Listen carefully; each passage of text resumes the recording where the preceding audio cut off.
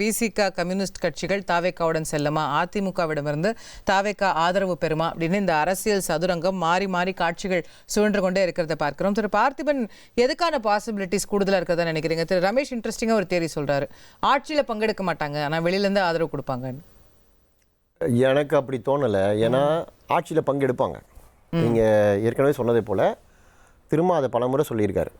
ஆட்சியில் நமக்கு பங்கு வேணும், ஆட்சி அதிகாரத்தில் நம்ம உட்காரணுன்றதா நம்முடைய கோர் அஜெண்டா அப்படின்னு அதை அவர்கள் ஏற்கனவே 2-3 முறை வெளிப்படுத்தியும் இருக்காங்க. அதுக்கு ஒரு வாய்ப்பு இப்போ தான் ப்ராக்டிக்கல் பாசிபிலிட்டி இப்போ கண்ணெதிர்க்க இருக்கும்போது ஏன் வேண்டான்னு சொல்ல போகிறாங்க.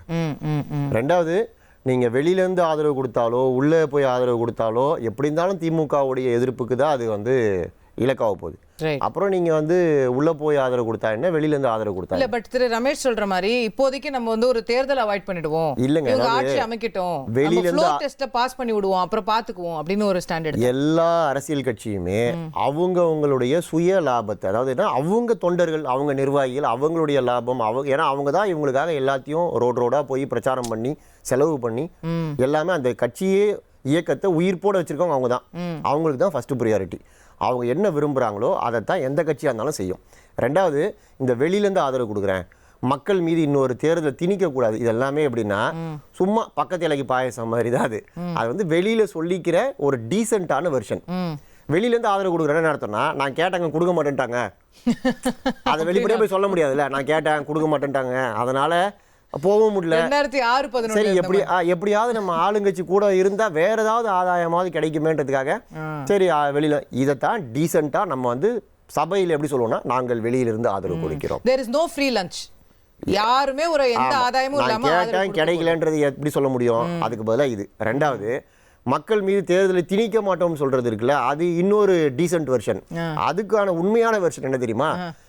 மறுபடியும் நாங்கள் எலெக்ஷனுக்கு போனால் விஜய் 230 நாள் அடிச்சு போயிடுவாங்க, இப்போ இருக்க 4 பேர் கூட கிடைக்க மாட்டாங்க, 2 பேர் கூட கிடைக்க மாட்டாங்க, செலவு பண்ணுறதுக்கு கேண்டிடேட் செலவு பண்ண காசு இல்லை, கேண்டிடேட்டை யாரும் தைரியமாக நிற்க மாட்டாங்க, எங்கள் கட்சியுடைய பலவீனங்கள் எக்ஸ்போஸ் ஆகும். அது மக்கள் மேலே திணிக்கிறது இல்லை, தேர்தல் அவங்க மேலே திணிக்கப்படும். இது ஜாக்கிரதைன்னா யாருக்கு, நான் என்ன சொன்னேன்னு பி கேர்ஃபுல்ன்றது அவங்களே சொல்லிக்கிறது. அதனால் இதெல்லாம் டீசென்ட் வெர்ஷனுங்க, வெளியில் சொல்லிக்கிறது. உண்மையாக நீங்கள் கட்சி நடத்துகிறவங்க பாயிண்ட் ஆஃப் வியூலேருந்து யோசிங்க. ஆட்சியில் பங்கு கொடுக்குறோன்னு ஒருத்தர் சொன்னால் லைனில் போய் எல்லாரும் நிற்க தான் செய்வாங்க. அது தவறும் கிடையாது.